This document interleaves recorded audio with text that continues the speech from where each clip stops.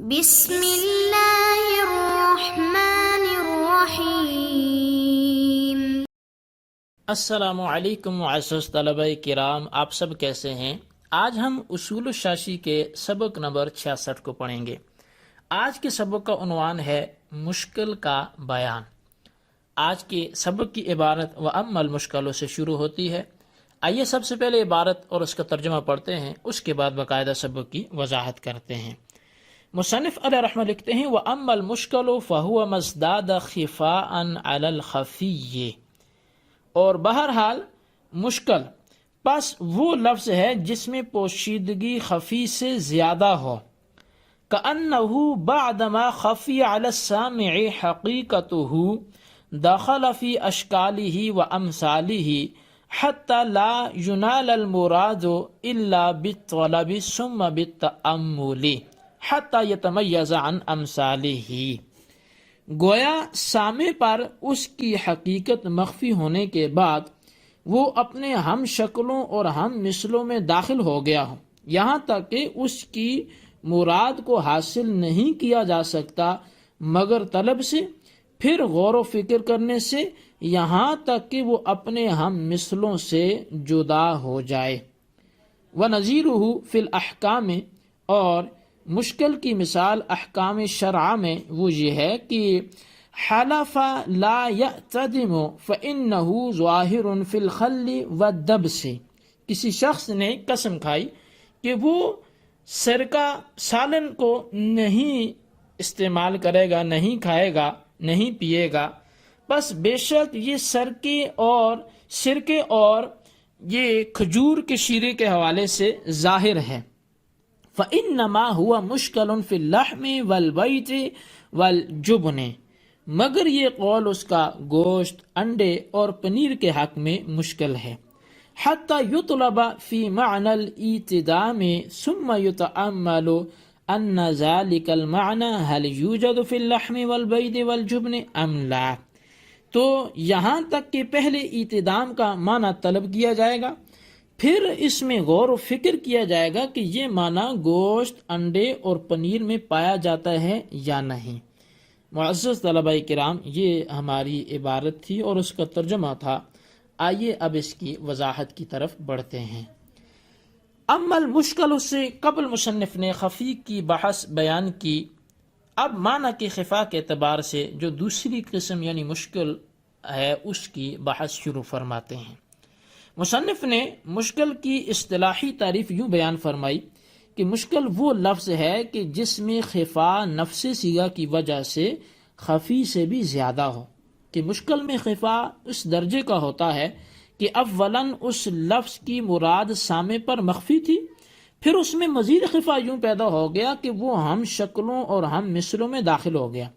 مشکل کی مراد کو پانے کے لیے یکے بعد دیگرے دو امور کا ہونا ضروری ہے کہ اولاً اس لفظ کے معانی طلب کیے جائیں گے، تلاش کیے جائیں گے کہ یہ لفظ کتنے معانی میں استعمال ہوتا ہے، پھر ثانیاً اس بات میں قرائن کی مدد سے غور و فکر کیا جائے گا کہ یہاں کون سا معنی مراد ہے، تاکہ وہ لفظ اپنے ہم شکلوں سے جدا ہو جائے۔ مشکل کی تشریح سے یہ بات بھی ظاہر ہو گئی کہ مشکل میں دو امور کا ہونا ضروری ہے، نمبر 1 طلب کا اور نمبر 2 تأمل کا یعنی غور و فکر کا، جبکہ خفی میں فقط طلب ہوتی تھی۔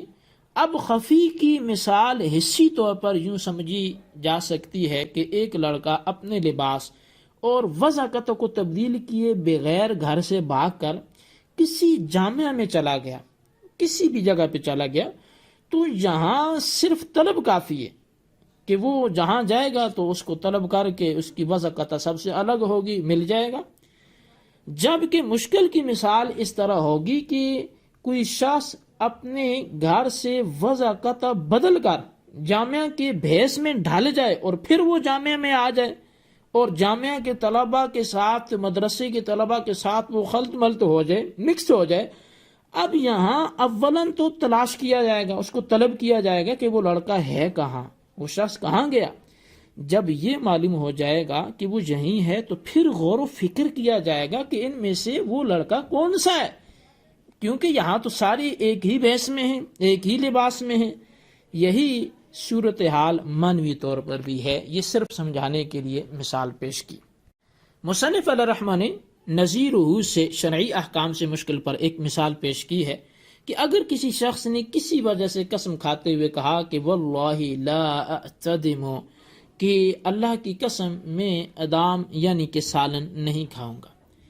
اس مثال میں ادام کے معنی میں پہلے طلب پھر تعامل کیا جائے گا تاکہ معنی مرادی تک پہنچا جا سکے کہ کیا ادام کا معنی گوشت، انڈے اور پنیر پر بھی صادق آتا ہے یا نہیں۔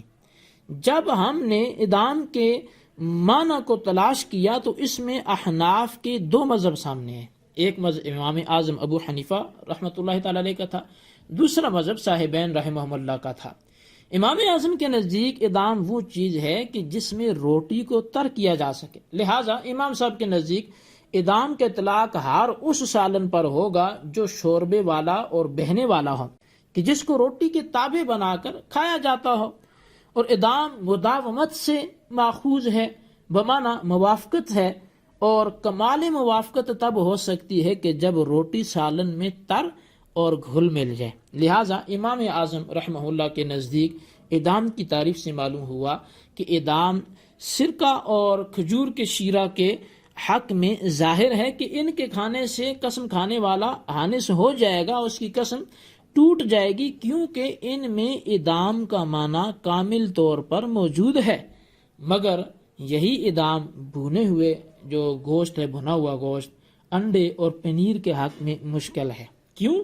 اس لیے کہ ان کو روٹی کے تابع بنا کر نہیں کھایا جاتا بلکہ الگ طور پر بھی کھایا جاتا ہے، لہٰذا ان کے کھانے سے وہ شخص حانث نہیں ہوگا۔ چونکہ امام اعظم نے یہ شرط رکھ دی ادام کی تعریف میں کہ وہ اس قدر ہو کہ اس سے روٹی کو تر کیا جا سکے اور وہ روٹی کے تابع ہو کہ اس کو استعمال کیا جا سکے۔ اب چونکہ گوشت ویسے بھی کھایا جاتا ہے، پنیر ویسے بھی کھایا جاتا ہے، انڈا ویسے بھی کھایا جاتا ہے، تو لہٰذا امام اعظم کی تفصیل کے مطابق یہ ادام میں داخل نہیں ہوں گے۔ جبکہ صاحبین کے نزدیک ادام وہ چیز ہے کہ جس سے روٹی لذیذ ہو جائے اور لذت کو دوبالا کر دے، لہٰذا صاحبین کے نزدیک ادام کا معنی عام ہے، چاہے شوربے دار ہو یا بغیر شوربے کے ہو۔ ادام مداومت بمعنی موافقت سے ماخوذ ہے، لہٰذا جو چیز کھانے میں روٹی کے موافق ہو وہ ادام ہے، چاہے گوشت ہو یا انڈا ہو یا پنیر ہو، لہٰذا ان کے کھانے سے بھی بندہ حانث ہو جائے گا، اس کی قسم ٹوٹ جائے گی۔ اب یہ ادام کے معنی کے اعتبار سے صاحبین اور امام اعظم کے درمیان یہ نظریات تھے۔ قسم کے احکام کا سمجھنا ائمہ کرام کے اصول کو سمجھنے پر موقوف ہے۔ احناف کے نزدیک قسم کا جو مدار ہے وہ عرف پر ہوتا ہے، جبکہ قسم کھانے والے نے محتمل لفظ کی نیت نہ کی ہو۔ لہٰذا جب احناف کے نزدیک قسم کا تعلق عرف سے ہے تو امام اعظم کے دور کے عرف میں ہو سکتا ہے۔ اب یہ سمجھے کہ تطبیق بیان کی جا رہی ہے امام اعظم اور صاحبین کی قول کے درمیان کہ پھر کس پر فتویٰ ہوگا اور رزلٹ کیا نکلے گا، حاصل کلام کیا ہوگا۔ تو فرمایا کہ ہو سکتا ہے امام اعظم کے دور میں عرف یہ ہو کہ ادام کے اطلاق فقط بہنے والے سالن پر ہوتا ہو، اس لیے امام صاحب کے نزدیک بھنے ہوئے گوشت اور انڈے اور پنیر پر ادام کا اطلاق نہیں ہوتا۔ جبکہ یہ بھی ممکن ہے کہ صاحبین کے دور میں عرف میں ان پر ادام کا اطلاق ہوتا ہو، یعنی کہ گوشت پر، بھنے ہوئے گوشت پر، پنیر پر، انڈے پر۔ اب صاحبین کے نزدیک ہو سکتا ہے ان کو سالن کہا جانے لگا ہو، ان کو ادام کہا جانے لگا ہو، تو یہ جیسا آج ہمارے دور میں بھی ہے کہ بھنے ہوئے گوشت، انڈے وغیرہ کو روٹی کے ساتھ کھاتے ہیں، ہمارے دور میں ان پر سالن کا اطلاق ہوتا ہے۔ تو لہٰذا ہو سکتا ہے امام اعظم کے دور میں ان پر سالن کا اطلاق نہ ہوتا ہو، صاحبین کے دور میں ان پر سالن کا اطلاق ہوتا ہو، اور چونکہ ہمارے ہاں قسم کے احکامات عرف پر مبنی ہے تو لہٰذا عرف کے بارے میں مشہور قاعدہ بھی ہے کہ العادت محکمۃ، کہ عرف و عادت پر ہی شرعاً عمل کیا جائے گا۔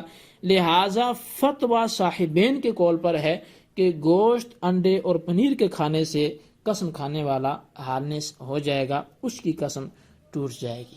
اب یہ ہمارے ہاں بھی چونکہ عرف آج کا یہی ہے تو لہٰذا اسی عرف پر اپنا فیصلہ کیا جائے گا اور فتویٰ جاری کیا جائے گا۔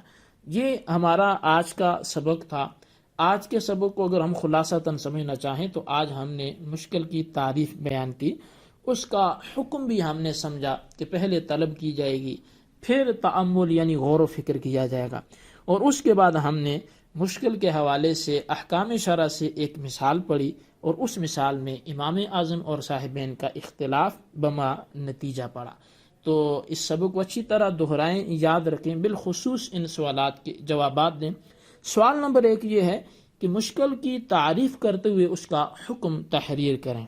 سوال نمبر 2 یہ ہے کہ اگر کوئی شخص یہ قسم کھاتا ہے کہ وہ سالن نہیں کھائے گا، تو اب اس سالن کا اطلاق کن کن چیزوں پر ہوگا اور کن پر نہیں ہوگا، اختلاف ائمہ سے وضاحت کریں۔ اللہ تبارک و تعالیٰ سے دعا ہے جو کچھ ہم نے سنا پڑھا اسے یاد رکھنے کی توفیق نصیب فرمائے، آمین بجاہ نبی